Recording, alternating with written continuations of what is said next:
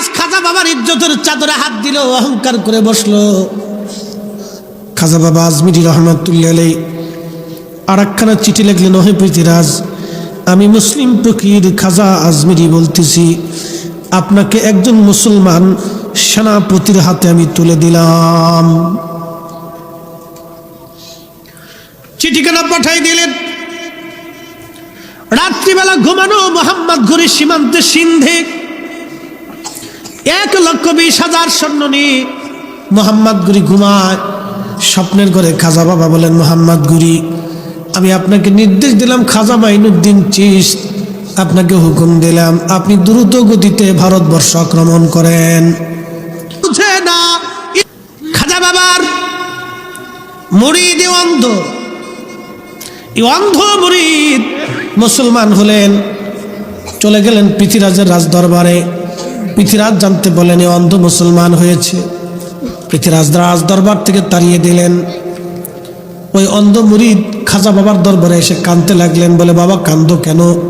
বলে, হুজুর, আমি আপনার কাছে কালেমা পড়ছি, মুরিদ হয়েছি বিদায় পৃথিরাজ আমার চাকরিচ্যুত করেছে। রাজদরবারে ছোট্ট একটা চাকরি করতাম, আমি অন্ধ মানুষ। হুজুর, ছোট্ট একটু বেতন, কোন রকম আমার দিন মাস বাচ্চা কাচ্চা নিয়ে চলে। হুজুর, চাকরি যদি না থাকে আমি অন্ধ, ভিক্ষে করে খাওয়া লাগবে, আর আমি মুসলমান, অনেকে ভিক্ষাও আমারে দেবে না। হুজুর, চাকরি যদি না থাকে আমি বড় অভাব এবং কষ্টের মধ্যে পড়ে যাব। খাজা বাবা বললেন, বাবা তাহলে আমি কি করব তোমাকে বলো। বলে, হুজুর, আপনি যদি একটা চিঠি লিখে দেন, পৃথিরাজ হয়তো দয়া লাগতে পারে, আপনাকে সম্মান দেখাবে, আপনাকে হয়তো সম্মান করবে, চাকরিটা আমাকে ফিরাই দিবে। দয়া করে আপনি একটা চিঠি কাগজ লিখে দেন। খাজা বাবা চিঠির মধ্যে লাগলেন, ওহে পৃথিরাজ, আমি একজন মুসলিম ফকির খাজা বাবা আজমিরি, আপনি আমার মুসলমান মুরিদকে চাকরিচ্যুত করেছেন রাজদরবার থেকে। অত্যন্ত গরিব এবং দরিদ্র মানুষ, চাকরি না থাকলে বাচ্চারা ক্ষুধার্ত থাকবে, আপনি দয়া করে তার চাকরিটা ফেরত দিয়ে দেন। খুব নম্র ভাষায়, ওলিরা তো সবসময় নরম থাকেন, বিনয়ী থাকেন, তারা চিঠিখানা দিয়ে দিলেন। চিঠিখানা নিয়ে গেছে অন্ধ মুরিদ পৃথিরাজের কাছে, বললেন, রাজা, খাজা বাবা আপনার কাছে একটা চিঠি পাঠাইছে, দয়া করে নেন।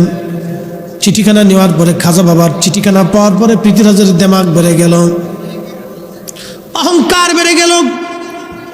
আস্তে করে চিঠির মাঝখান থেকে টেনে ছিঁড়ে ফেলে দিল।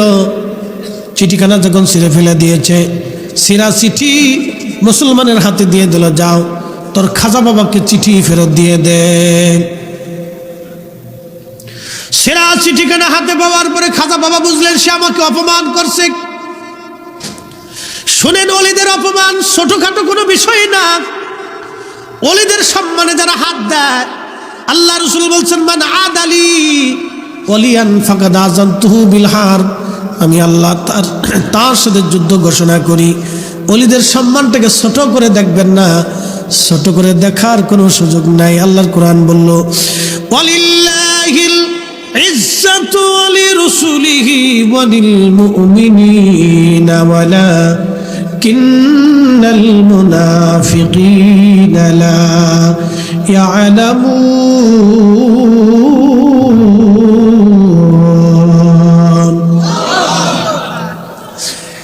আল্লাহ ডাকতে বলতেছে, হাবিব আপনি বলিয়া দেন, ইজ্জত আমি আল্লাহর, ইজ্জত আপনি নবীর, ইজ্জত আমার ওলিদের। যারা মুনাফিক তারা আমি আল্লাহর ইজ্জত বোঝে না, আপনি নবীর ইজ্জত বোঝে না, আমার বন্ধুগণের ইজ্জত তারা বুঝে না, তারা বুঝে না। ইজ্জত আমি আল্লাহর, ইজ্জত আপনি নবীর, ইজ্জত আমার বন্ধুগণের। ও নবী আপনি বলে দেন, যারা মুনাফিক তারা বুঝে না, তারা অনুধাবন করে না। খাজা বাবার ইজ্জতে যখন হাত লাগাইছে, তখন খাজা বাবা বুঝতে পারছে সে আমার ইজ্জতের চাদর ধরেছে। শুনেন, অহংকার আল্লাহর চাদর। অহংকার কার চাদর? জোরে বলতে হবে, কার? অহংকার আল্লাহর চাদর। আল্লাহর নবী বলেন, হাবিব উম্মতকে বলবেন তারা যেন আমার চাদর ধরে না টানে। নবীজি বললেন, আল্লাহ বলো কি, তোমার চাদর আবার কি বলো? অহংকার আমি আল্লাহর চাদর। আপনার উম্মতকে বলবেন তারা যাতে অহংকার না করে। কিন্তু আমরা অহংকার করি। কত বড় অহংকার, বিরাট অহংকার করি আমরা। একটু পয়সা হলে সে আর মাটির চায় না, আকাশের দিক চাই আনে। একটু দুঃখে পয়সা বলে এটা আকাশের দিক চাইছে আনে, মাটির দিকে আর চায় না। এমন ভাবলইছে যে দুনিয়া একবার উদ্ধার করে ফেলেছে। আরে পৃথিবী বিখ্যাত রাজা বাদশাহ খলিফাতুল মুসলিমিন হযরত ওমর এত বড় মুসলিম মিল্লাতের খলিফা ছিলেন। বর্তমানে ইরাক, ইরান, ওমান, ইয়ামান, জর্দান, সিরিয়া, লেবানন, লিবিয়া, ফিলিস্তিন, মিশর, তিউনিসিয়া, আলজেরিয়া, মরক্কো, কাতার, কুয়েত, বাহরাইন, দুবাই, সৌদি আরব, সারা পৃথিবীর এই অঞ্চলের বিরাট বড় মুসলিম মিল্লাতের খলিফা। ধুলাবালির মধ্যে শুয়ে থাকতেন, মাথার হাতের ডানার উপরে গাছের নিচে পড়ে ঘুমাই থাকতেন, মাটির বিছানাতে ঘুমাইতেন, খেজুরের মাদুরের বিছানাতে ঘুমাইতেন। আর আমরা পয়সা করে হইলে তার বাপের জ্বালায় বাঁচে, বিরাট বড় কিছু ইয়ে করছি। এগুলি আসে না যেন কখনো অন্তরে। আল্লাহ রাসূল বলেন, হাবিব উম্মতকে বলবেন, অহংকার আমি আল্লাহর চাদর, আপনার উম্মত যেন আমার চাদরে হাত না দেয়। পৃথিবীরাজ খাজা বাবার ইজ্জতের চাদরে হাত দিল, অহংকার করে বসলো। খাজা বাবা আজমিরি রহমাতুল্লাহ আলাইহি আর একখানা চিঠি লিখলেন, ওহে পৃথিবীরাজ, আমি মুসলিম ফকির খাজা আজমিরি বলতেছি, আপনাকে একজন মুসলমান সেনাপতির হাতে আমি তুলে দিলাম। চিঠিখানা পাঠাই দিলেন।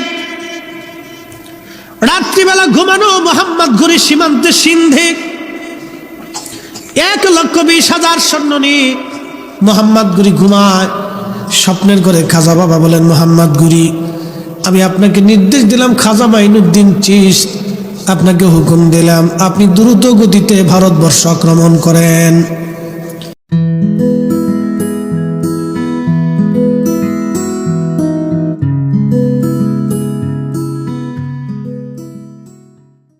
তখন ভারতবর্ষের মূল কেন্দ্রবিন্দু ছিল দিল্লি রাজধানী। পৃথিবীর সংবাদ শুনল মোহাম্মদ ঘুরি 1,20,000 সৈন্য নিয়ে ধেয়ে আসতেছে। পৃথিবীরাজ দ্রুত গতিতে একজন না, দুইজন না, 3 লক্ষ সৈন্য জোগাড় করলো। রাজত্ব বাঁচানোর জন্য 3 লক্ষ সৈন্য নিয়ে রওনা হলো। সৈন্যবাহিনী চলে পানিপথ প্রান্তর, পানিপথের দ্বিতীয় যুদ্ধ বলা হয়। এই পানিপথে যাওয়ার পরে মোহাম্মদ ঘুরি পৃথিবীরাজের বিরাট বড় সেনা দল সম্মুখীন হলো। মাত্র 1,20,000 সৈন্য নিয়ে জিহাদের ময়দানে দাঁড়ানো। আল্লাহ, কঠিন যুদ্ধ হচ্ছে। পৃথিবীরাজের চৌকস সেনারা যুদ্ধে মুসলমানদেরকে পরাজিত করতে লাগলো। মোহাম্মদ ঘুরি দিশা না পাইয়া বলল, তাড়াতাড়ি যাও, এখানে আজমির একজন আল্লাহর ওলি, যিনি আমাকে নির্দেশ দিয়েছেন, দ্রুত গতিতে ঘোড়া নিয়ে যাও, তাকে সংবাদ দাও মুসলমান ময়দানে দাঁড়াইতে পারে না। আজকে মোহাম্মদ ঘুরি যদি পরাজিত হয়, তাহলে এই জমিনে ইসলাম আর হয়তো টিকানো সম্ভব হবে না। খাজা বাবা আজমির মুরাকাবায় ধারে সামনে এসে দ্রুত গতিতে খাজা বাবার সামনে এসে বলেন, হুজুর, মোহাম্মদ ঘুরি চিঠি পাঠিয়েছেন, মুসলমান ময়দানে দাঁড়াইতে পারে না, যুদ্ধে পরাজিত হয়ে যাচ্ছে, মুসলমানদের মন দুর্বল হয়ে যাচ্ছে, দিনের পর দিন মুসলমান যুদ্ধে শহীদ হয়ে যাচ্ছে। হুজুর, এখন আপনার দোয়া ছাড়া আর কোনো উপায় নাই, আপনি নির্দেশ দিয়েছিলেন, আপনার হুকুমে আজ আসা হয়েছে। খাজা বাবা আজমিরি ঠিক আজমির হুজরা শরীফ থেকে বের হইয়া এক মুষ্টি মাটি নিয়া দোয়া পড়লেন। দোয়া পড়িয়া পানিপথ প্রান্তরের দিকে ধুলিগুলি নিক্ষেপ করলেন।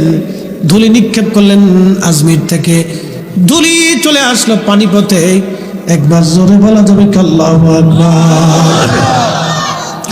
তেলের গাড়ি তেলে চলি, হাওয়ার গাড়ি হাওয়ায় উড়ে, বিনা তেলে চালায় গাড়ি নবী সুলাইমান।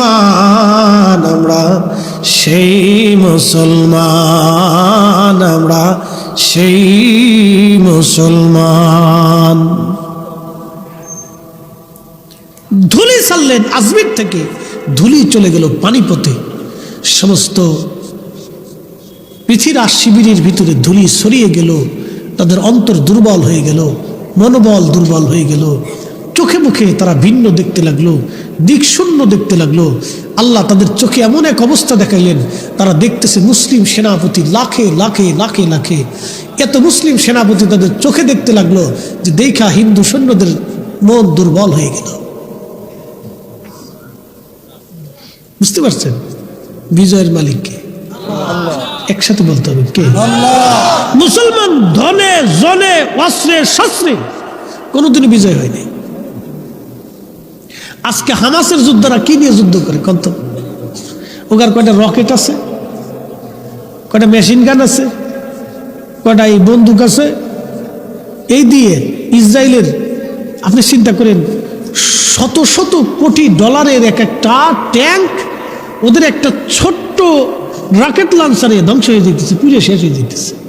কিন্তু দেখবেন ভিডিওতে প্রত্যেকটা রকেট লঞ্চার ছাড়ার আগে ওরা হাসবুনাল্লাহু নি'মাল ওয়াকিল, বিসমিল্লাহি আল্লাহু আকবার, বিসমিল্লাহি আল্লাহু আকবার বলে ছাড়তেছে। বুঝতে পারছেন? বুঝে যায়। আমাদের দেশের পোলাপান তো ওই বয়সের পোলাপান দাঁড়ায় মুতে, কি কথা কন দেখা বুঝতে পানিও নেই। হামাসের যে মুক্তিযোদ্ধারা যুদ্ধ করতেছে, যে যুবকগুলি, আর আমার দেশের এই সমস্ত যুবকরা তো খারায় মুতে।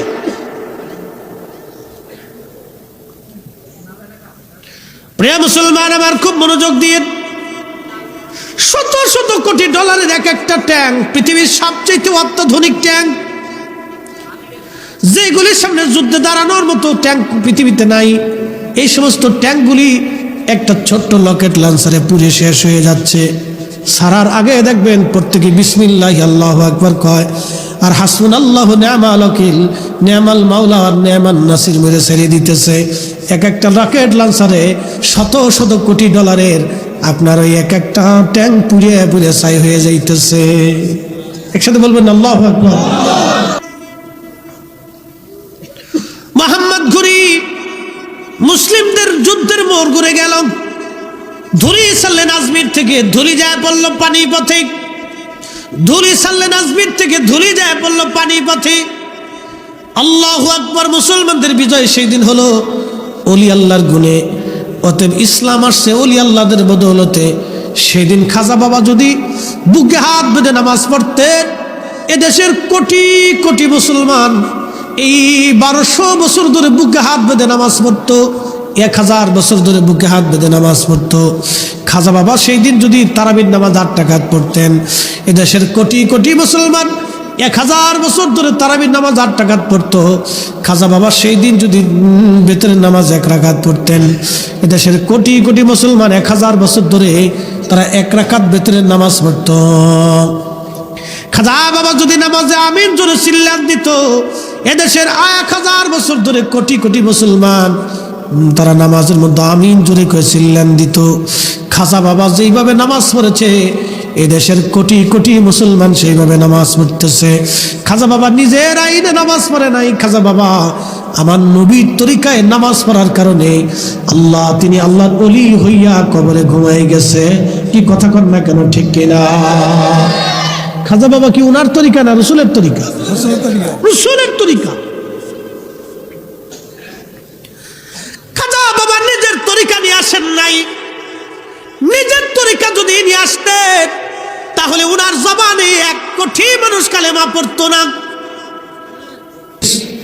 বুঝে যাবেন আজকে খাজা বাবা কি জিনিস বোঝার দরকার। যেহেতু খাজা বাবার ওরস মাহফিল, তো খাজা বাবার সম্পর্কে বোঝায়। এখন বাংলাদেশে মানুষ মুসলমান আছে কত কোটি? 18 কোটি ধরে। ভারতে মুসলমান আছে কত? প্রায় 60। 18 আর 60 কত হইল? 78, 80 ধরেন।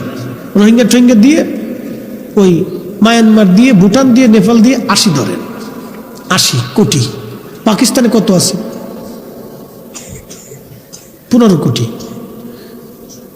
আফগানিস্তানে আছে, এই বেল্ট দিয়ে আরো ধরলাম, তাহলে মোটামুটি 100 কোটি মুসলমান আফগানিস্তান, পাকিস্তান, ভারত, বাংলাদেশ, মায়ানমার, ভুটান, নেপাল দিয়ে, চীন ধরলাম, সাথে চীনও ধরলাম, 100 কোটি মুসলমান শুধু এই বেল্টে। চীনে 1 কোটির উপরে মুসলমান আছে, 100 কোটি মুসলমান শুধু এই বেল্টে।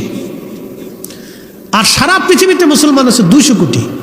বাদ বাকি মুসলমান ইউরোপে, আফ্রিকাতে, আরবে, আমেরিকাতে, অস্ট্রেলিয়া, সব বিশ্ব দিয়ে। বুঝছেন? আজকে কথা বুঝে যেতে হবে। বাদ বাকি 100 কোটি মুসলমান ওই বেল্টে। খাজা বাবা আজমিরি আসলেন এই বেল্টে। আমি পাকিস্তান বাদ দিলাম। খাজা বাবা যখন আসছে তখন পাকিস্তানি এরও আগে দাতাগঞ্জে বক্স দিন কায়েম করে ফেলছে। ভারত, বাংলাদেশ এই অঞ্চল দিয়ে মুসলমান আছে প্রায় 70-75 কোটি। এই 75 কোটি মুসলমান হওয়ার পিছনে কার অবদান একটু বুঝে যেতে হবে। আজকে এই 75 কোটি মুসলমানের অঞ্চলে আলেম আছে মিনিমাম হলো 50 লক্ষ। কত লক্ষ? 50 লক্ষ ভারত বাংলাদেশ দিয়ে আলেম আছে। হাজার হাজার ওয়াজ হয়, প্রত্যেক জুমাতে প্রত্যেক মসজিদে নসিহত হয়। তবলিগ আছে, তবলিগ সারা আছে, পীর মুরিদি আছে, এগুলো সারাও আছে। বিভিন্ন লোকেরা বিভিন্নভাবে মানুষের দিনের দাওয়াত দেয়। 75 কোটি মুসলমান যা করতে না পারছে, মুসলমান কয়জন বানাইছে এই পর্যন্ত? কন, এই 20 বছরে কয়জন মুসলমান হয়েছে? বলেন বলেন তো কয়জন হয়েছে? খাজা বাবা সেই দিন কি ওয়াজ করলেন? না মাদ্রাসা, না মসজিদ, না আলেম, না মুসলমান, না জনসমাবেশ, না সেমিনার, না কনফারেন্স, না উরুস, না ইজতেমা, কিচ্ছু না। খাজা বাবা একা ওয়াজ করলেন কি? ওয়াজের জবানের ফয়জত কি? ওনার এক ওয়াজে হাঁটলেন, দাওয়াত দিলেন, হাঁটলেন, দাওয়াত দিলেন। 1 কোটি মানুষ কালেমা পড়লো একসাথে। জন্য বলা যাবে না আল্লাহু আকবার। তো খাজা বাবাকে ছোট করে দেখার কোনো সুযোগ?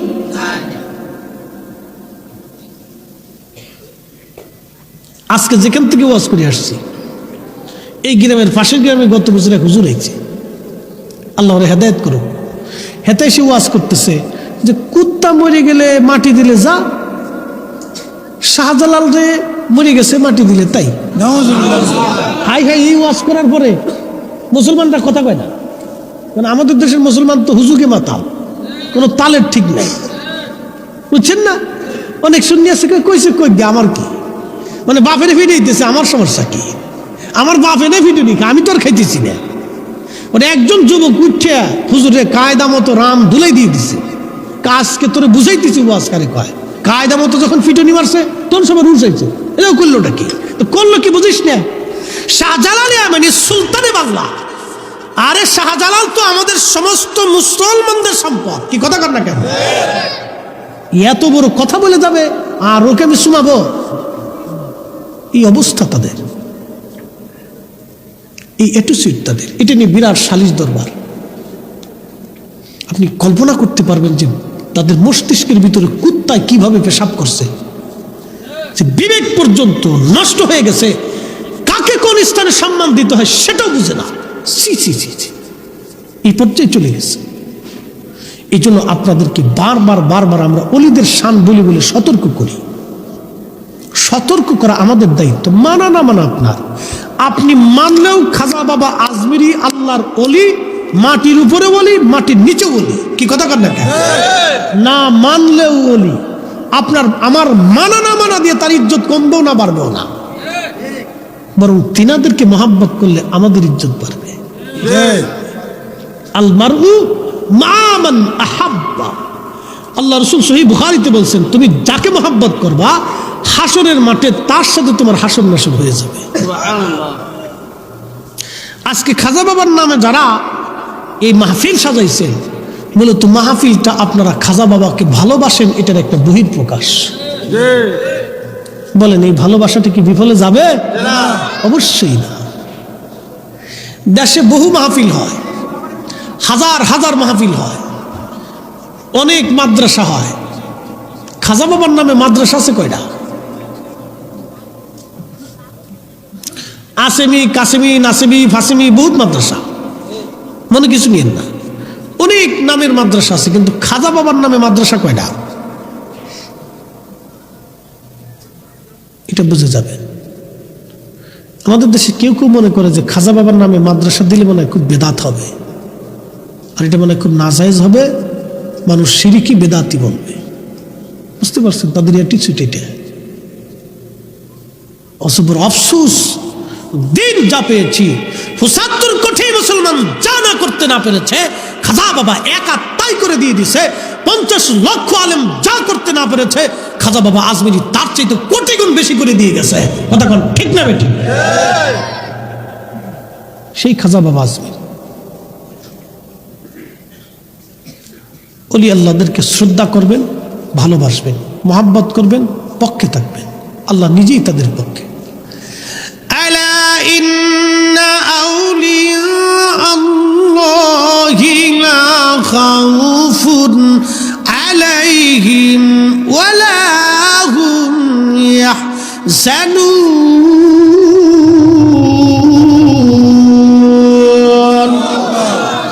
এই আয়াত এবং তাফসীর বলে দিয়ে যাচ্ছি। প্রশ্ন রাখবেন মুফতি ফরিদি, খাজা বাবা আজমিরিকে ভালোবাসলে লাভ কি? আল্লাহর কোরআন বলতেছে আলা সাবধান, ইন্না নিশ্চয় আউলিয়া আল্লাহ, আমার ওলি যারা, বন্ধু যারা, তাদের কোনো ভয় নাই, চিন্তা নাই, তারা চিন্তিত হবে না, ভয়ও তারা পাবে না। আয়াতের তাফসীর আবু দাউদের কিতাবুত তাফসীরের ভিতরে আসছে আল্লাহর নবীজি বলতেছেন কিয়ামতের মাঠে আরশে মুআল্লার নিচে একদল বান্দা নূরের চেহারা, নূরের মিম্বর নিয়ে তারা বসে থাকবে। চেহারায় নূর, মিম্বর নূর, নূরের মিম্বরে নূরের চেহারায় তারা বসে থাকবে। নবী, শহীদ এবং সিদ্দিক যারা থাকবে তারা দেখে ঈর্ষা করে বলবে আল্লাহ এরা কারা, এদের এত বড় দাম তুমি দিলা, নূরের মিম্বরে নূরের চেহারায় তারা বসে আছে, কারণ কি? আল্লাহ পাক বলবে আমার নবী ওলিরা, নবী শহীদরা, তোমরা শোনো, এরা হলো সেই ব্যক্তি যারা দুনিয়াতে একজন আর একজনকে আল্লাহর জন্য ভালোবাসতো, আল্লাহর জন্য ভালোবাসতো, আমি আল্লাহর জন্য ভালোবাসতো। আমরা খাজা বাবা আজমিরিকে ভালোবাসি আল্লাহর জন্যে। এ কথা কন না কেন? কার জন্যে? শাহজালালকে ভালোবাসি কার জন্যে? আল্লাহর ওলিদেরকে ভালোবাসি কার জন্যে? তাহলে উনটাও আসছে মোল্লার নিচে জায়গা হবে, আমাদেরও তাদের সাথে জায়গা হয়ে যাবে। কথা কন না কেন? ঠিক কিনা? ভালোবাসলে লাভ না লস? সুম্মা তালা, এরপরে নবীজি তেলাওয়াত করতেছেন আলা ইন্না আউলিয়া আল্লাহি লা খাউফুন আলাইহিম ওয়া লা হুম ইয়াহজানুন।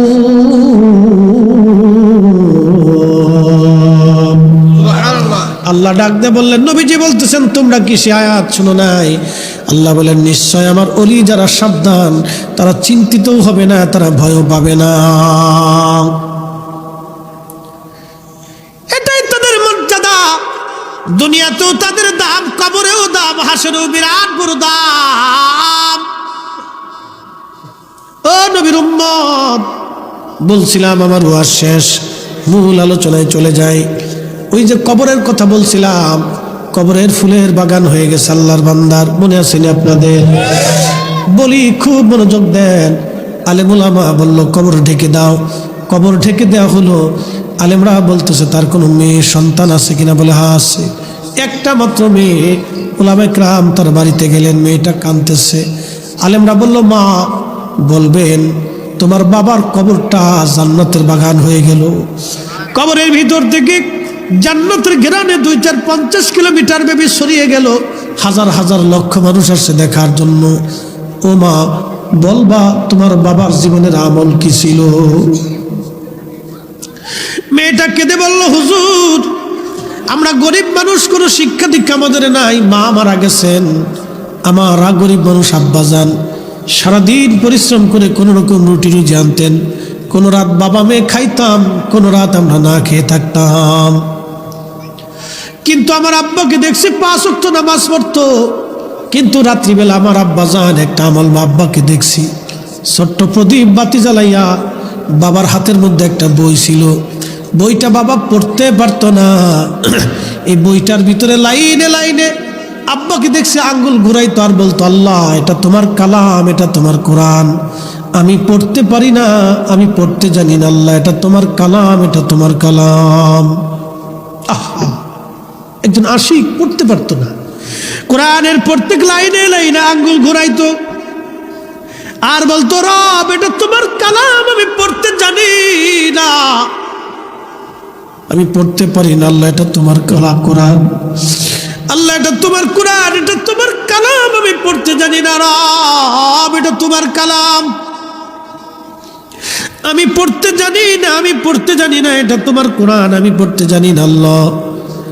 আমার আব্বাকে দেখতাম সারা রাত্রিবেলা এশার নামাজের পরে আমার আব্বাই হাত ঘোরাইতো, সকালবেলা ফজরের পর আব্বা কোরআনের উপর ডাঙ্গল ঘোরাইতো। ওলামা ইকরাম ডাক দেয়, বলেন মা রে বইটা দাও। বইটা খুলে দেখলো কোরআনুল কারীম, প্রত্যেক লাইনে লাইনে দাগ হয়ে গেছে। সারা জীবন আঙ্গুল ঘুরাইছি, আঙ্গুল ঘুরাইতে ঘুরাইতে পৃষ্ঠাতে দাগ হয়ে গেছে, পৃষ্ঠাতে তার দাগ হয়ে গেছে। ওলামা ইকরামের বুঝার আর বাকি নাই, অন্তর থেকে হৃদয়ের গভীর থেকে কোরআনকে মহব্বত করার জন্য, আল্লাহর কোরআন তেলাওয়াত করার প্রতি নিজের মনকে ঝুঁকে দেওয়ার জন্য, আল্লাহর প্রতি ভালোবাসার জন্য আমার আল্লাহ তার কবরটাকে জান্নাতের বাগান বানাই দিচ্ছে। চাঁদপুরবাসী সম্পদের দিকে আল্লাহ তাকাবে না, টাকার দিকে তাকাবে না, আল্লাহ আপনার চেহারা স্বাস্থ্যের দিকে তাকাবে না, কঠিন ক্ষমতা টাকা পয়সার দিকে আল্লাহ তাকাবে না, আল্লাহ শুধু তাকাবে আপনার অন্তরের দিকে। Allah looks not to your figures and wealth, Allah আপনার স্বাস্থ্য এবং চেহারার দিকে তাকাবে না, Allah looks to your heart, Allah তোমার আত্মার দিকে তাকাবে।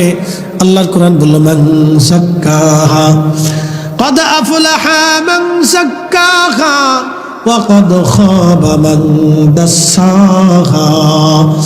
যে তার কালটাকে জিন্দা করলো, এই অন্তরটাকে সালিম করলো, হৃদয় দিয়ে যে ভালোবাসলো আল্লাহ নবীকে, হযরতে হামজালা হৃদয় দিয়ে নবীকে ভালোবাসার জন্য তার আল্লাহ গসলুল মালায়েকা বানায় দিল।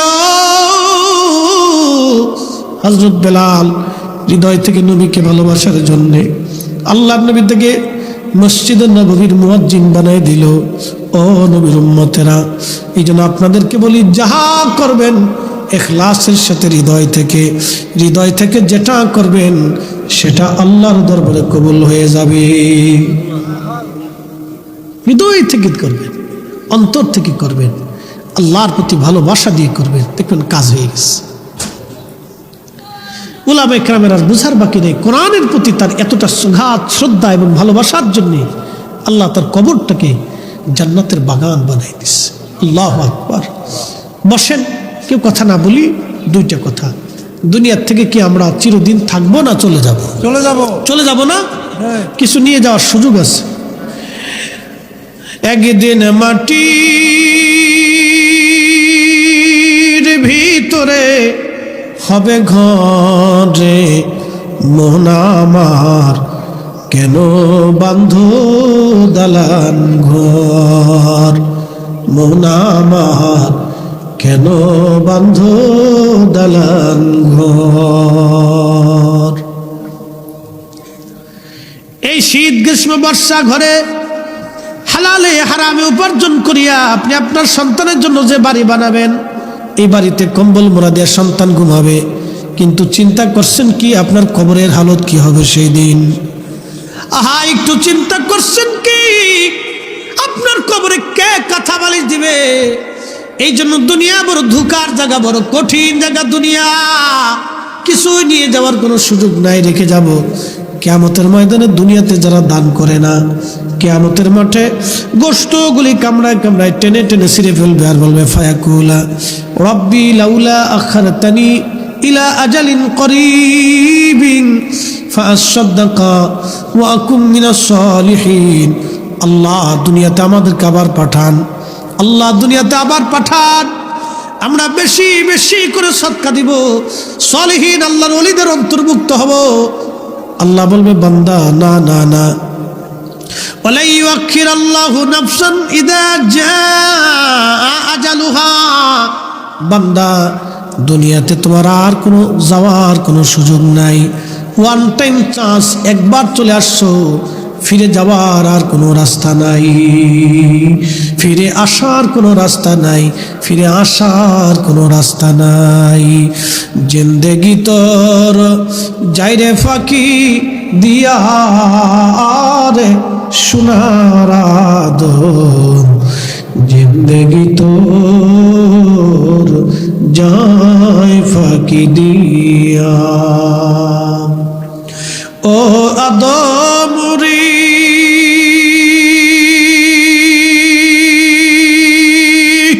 পাগ ধরিয়া গেছে দাড়ি, দন্তবাসে গোটা চারি, সমন জারি গিয়াছে করিয়ারে সোনার আদম, জিন্দেগি তোর যায় ফাঁকি দিয়া। দুনিয়াটা ফাঁকি দিয়ে চলে যাচ্ছে, থাকার আর সুযোগ নেই। আপনাদের ক্ষেত্রে ছোট্ট একটু আবদার, আগামী বছর মাহফিলের কে আছেন মিন কবল আইয়ুব আনসারী উট ছেড়ে দিলেন, নবীজি হিজরত করে মদিনায় গেছেন, মদিনাতুল মুনাওয়ারাতে যাওয়ার পরে সবাই খালি কয় হুজুর আমাদের বাড়িতে আসেন, আমাদের বাড়ি আসেন, আমাদের বাড়ি আসেন। আহা, মদিনার মানুষ পাগল হয়ে গেল গা, কি বৃদ্ধ কি যুবক কি শিশু কি নারী, সবাই শুধু বলে আমাদের বাড়ি আসেন। আল্লাহ নবী বলেন কার বাড়ি যাব কি বেজার হবে, আমার উট ছেড়ে দিলাম, উট যার বাড়িতে যাবে আমি নবী তার বাড়ি যাব। উট ছেড়ে দিলেন, সব উট চলতে লাগলো। আল্লাহ রসুল বলেন তোমরা পথ ছেড়ে দাও, আমার উটকে আল্লাহ নির্দেশ দিয়ে দিছে, উট কোথায় বসবে সে নির্দেশিত, যেখানে আমার জায়গা সেখানে যে বসে যাবে। উট সর্বপ্রথম মসজিদ নববীর মূল দরজার সামনে এসে বসে গেল, যার কারণে এটা প্রথম মসজিদ বানানো হলো, মসজিদে নববী, এখানে এসে বসে গেল। এখান থেকে উট আবার উঠলো, উঠে যাইয়া হযরত আইয়ুব আনসারীর বাড়ির সামনে বসে গেল। হযরত আইয়ুব আনসারীর বাড়ি ছিল দ্বিতল বিশিষ্ট, দুতলা বাড়ি। আইয়ুব আনসারী বলেন ইয়া রাসূলুল্লাহ আপনার জন্য দ্বিতলা আমি বরাদ্দ করলাম। আইয়ুব আনসারী নবীর জন্য দ্বিতীয় তলা বরাদ্দ করে দিলেন। আল্লাহ নবী উপরে, আনসারী পরিবার নিচে, কিন্তু আল্লাহ রসুল বলেন ও আনসারী তোমরা নিচে থাকো, তোমরা উপরে থাকো, আমি নবী নিচে চলে যাই। কারণ অনেক সাহাবীরা আসে, দোতলায় জায়গা হবে না, কষ্ট হবে, আমারও অসুবিধা, যারা আসে তাদেরও অসুবিধা, অতএব আমি নিচে যাই, কারণ সাক্ষাৎ প্রত্যাশীদের সাথে যাতে আমি সাক্ষাৎ করতে পারি। আল্লাহ নবী নিচে চলে গেলেন, আইয়ুব আনসারী উপরে। এই দেখেন আমার দিকে তাকান, আইয়ুব আনসারী তার ঘরের উপরে দোতলায়, কিন্তু স্ত্রীকে ডাক দিয়ে বলল বিবি নবী নিচে আমরা উপরে, কি করে হয়? সারা রাত্র স্ত্রী আর স্বামী ঘুমান নাই, একই চিন্তা। তারা একটা পাশে চলে গেলেন ঘরের, আমরা উপরে ঘুমাবো আর রসুল নিচে থাকবে, এটা হবে না, আমাদের বেয়াদবি, এটা হয় না, নবী নিচে আর আমরা উপরে, এটা হবে না। সাহাবী পরিবার কয় না আমরা উপরে থাকবো নবী নিচে থাকবে, এটা হবে না, আমরা নিচে থাকবো নবী উপরে থাকবে। ফরজ না, ওয়াজিব না, সুন্নত না, মুস্তাহাব না, খালি এইগুলি খুঁজে মানুষ কোনটা ফরজ কোনটা ওয়াজিব। নবীরে নবী সালাম আলাইকে দাঁড়ানো কি ফরজ নাকি? এ বেটা তুমি ফরজ খুঁজতেছো কেন? আইয়ুব আনসারী রাদিয়াল্লাহু আনহুকে রাসূল ইজাজত দিয়েছে তোমরা দোতলায় থাকো, কিন্তু নবীর ইশকের কারণে সাহাবী বলতেছে আমি উপরে থাকবো রাসূল নিচে থাকবে, এটা কি করে হয়? সারা রাত্র স্বামী আর স্ত্রী ঘুমান নাই এই চিন্তা যে আমাদের না জানি কোনো বেয়াদবি হয়ে যায়। ঘরের এক কোণায় চলে গেলেন, সকালবেলা বের হয়ে বলেন ইয়া রাসূলুল্লাহ আপনি নিচে থাকবেন আর আমরা উপরে থাকবো, এটা হতেই পারে না, মরে গেলেও আমরা পারবো না, হুজুর আপনি উপরে থাকেন আমরা নিচে থাকতে হবে। ইয়া রাসূলুল্লাহ আপনাদের নিচে দিয়ে আমরা উপরে ঘুমাইতে পারবো না। একসাথে কইলেন আল্লাহু আকবার। দলিলে না ভালোবাসা? আস্তে কনকে, দলিলে না ভালোবাসা? এটা ভালোবাসা, এটা দলিলে হয় না। তাজিম কখনো দলিলে হয় না, অন্তর থেকে আসে। তাজিম দলিল দিয়ে হয় না, অন্তর থেকে আসে।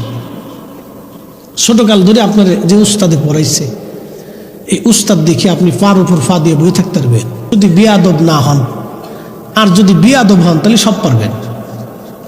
যদি আদবওয়ালা হন তাহলে উস্তাদ আসলে আপনি কখনো বসে থাকতে পারবেন না, এটা নিয়ম। এই জন্য আদব দলিল দিয়ে হয় না, এটা বাবা মার শিক্ষা থেকে হয়, এটা প্রাতিষ্ঠানিক শিক্ষার মাধ্যমে হয়, এটা সামাজিকতা শিক্ষার মাধ্যমে হয়, ফ্যামিলির শিক্ষার মাধ্যমে হয়। প্রিয় মুসলমান আমার, এইভাবে সাহাবীরা রাসূলকে মহব্বত করে গেছে। আইয়ুব আনসারী তিনি উপরে থাকলেন না, নিচে চলে আসলেন, আল্লাহর নবীকে উপরে দিয়ে দিলেন। খুব মনোযোগ দেন। বলছিলাম ওই আল্লাহর বান্দার কথাগুলি, যে আল্লাহর বান্দার কবরে জান্নাতের বাগান হয়ে গেল, কবর বেহেশতের টুকরা হয়ে গেল। আল্লাহ কেন জান্নাতের বাগান হলো এটা আমাদের জানার দরকার। কি তার জীবনে আমল ছিল, কোন আমলের কারণে তার কবর জান্নাতের বাগান হলো আমাদের বোঝার দরকার। বাজানো হযরত আল্লাহ রসুলের রওজা মুবারক থেকে মিম্বার শরীফ পর্যন্ত এটা জান্নাতের বাগান। নবী বারবার আসার কারণে জায়গাটা জান্নাতের বাগান হয়ে গেল, রিয়াজুল জান্নাহ হয়ে গেল। আবার নবীর কারণে এই জায়গার ইজ্জত সম্মান বেড়ে গেল। আল্লাহর বান্দা কবরের ভিতরে, কবর জান্নাতের বাগান হয়ে গেছে। কারণ কি, কবরটা কেন জান্নাতের বাগান হলো? সারা এলাকায় সুগন্ধ ছড়িয়ে গেল, হিন্দু মুসলমান সবাই দেখার জন্য আসছে, আলেম ওলামাও আসলো। এই সংবাদ শুনিয়ে হাজার হাজার মানুষ ভিড় করলো। এই কবরের ভিতরে কেন জান্নাতের ঘ্রাণ আসে? উলামা ইকরাম এসে বললেন, ঠিক আছে, সময় তো অনেক পার হয়ে গেল, আপনারা আবার কবরের উপর মাটি দিয়ে দেন, কবরটা বন্ধ করে দেন, আর আপনারা আমাদেরকে ওই বাড়ির ওই লোকটার কে ফ্যামিলি আছে, আপনজন আছে, একটু খবর বলে দেন। লোকেরা নিয়ে গেছে বাড়িতে, একটা মাত্র মেয়ে আছে, মেয়েটা কান্নাকাটি করতেছে। উলামা ইকরাম যায় বললেন, মা আপনি বলবেন আপনার বাবার জীবনে কি কি আমল করত, কি কাজ করত, তার কবরটা জান্নাতের বাগান হলো, বেহেশতের ঘ্রাণ আসতেছে, কারণটা কি, কি জন্য, কোন কারণে তার এই কবর বেহেশতের টুকরা হলো? আপনারা বলবেন কবর থেকে কি বেহেশতের ঘ্রাণ আসে? আর ইমাম বুখারীর মাজার থেকে 16 বছর জান্নাতের ঘ্রাণ আসতো। হ্যাঁ হয়েছে না? আরো জোরে বলেন। 16 বছর ওনার কবরের মাটি পর্যন্ত বেহেশতের ঘ্রাণ আসতো, মাটির থেকে। মানুষ মাটি নিয়ে যাইতো, সুঘ্রাণ দেখে মাটি নিয়ে যাইত। কোন বন্ধা নারী ওই মাটি খাওয়ার পরে তার বন্ধত্ব দূর হয়ে যেত। আল্লাহু আকবার, শেফা দিয়ে দিল। মাটির ভিতরে কঠিন জটিল রোগের শেফা দিয়ে দিল। 16 বছর নবীর হাদিসের খেদমতের জন্য যদি একজন ইমামের এত বড় দৌলত নসিব হতে পারে, তাহলে আমার রাসূলের রওজা কি পরিমাণে দামি হতে পারে? কি কথা বলেন, ঠিক না বেঠে? হাই হাই হাই, কি করে বুঝাবো আপনাকে? তেলের গাড়ি তেলে চলে,